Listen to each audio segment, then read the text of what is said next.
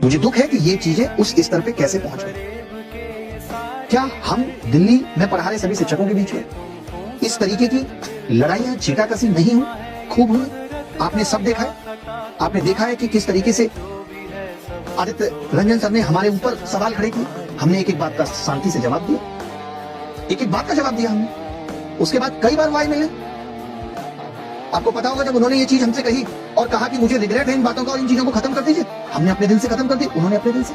और उसके बावजूद भी कितनी बार ऐसा होता है कि हमारे पास अपॉर्चुनिटी आती है कि सामने वाले को नुकसान पहुंचा दो, तो बल्कि हम उसे उल्टा कॉल करके बताते हैं कि भाई लोग आपका नुकसान पहुंचाने की सोच रहे हैं, थोड़ा सावधान रहना। हमारे तो मन में इस तरीके के सवाल नहीं आते।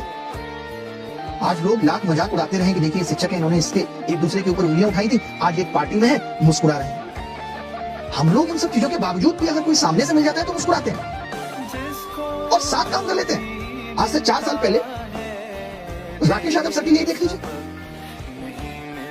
क्या हुआ था। तो मेरा ये सबको कहना है कि कभी भी दूसरे का घर उतना ही जलाइए या मत जलाइए कि पता चले उस आग में आप भी जलो।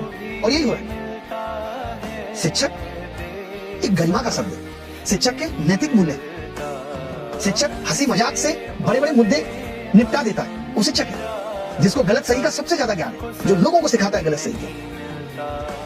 बहुत दुर्भाग्य की बात है, ये हमें और आप सबको देखना पड़ेगा। तो प्लीज बार बार मत लिखिए, हमें भी इन बातों का दुख है। बाकी पटना आ रहे तो आपसे पूछेंगे एक बार और तब देंगे। कोई भी बयान देना होगा, फिर से कह रहा हूँ, सच के साथ खड़े रहेंगे और जो भी गलत करेगा वो सबके खिलाफ आवाज उठाई जाएगी। बट मेरा मानना है कि मुश्किल वक्त में बिना जाने कुछ भी कह देना गलत होगा। जो लोग कह रहे हैं उनसे भी कहूंगा कि अगर गलतियां थी तो अब तक बर्दाश्त क्यों किया, अब तक भी उठा लेते।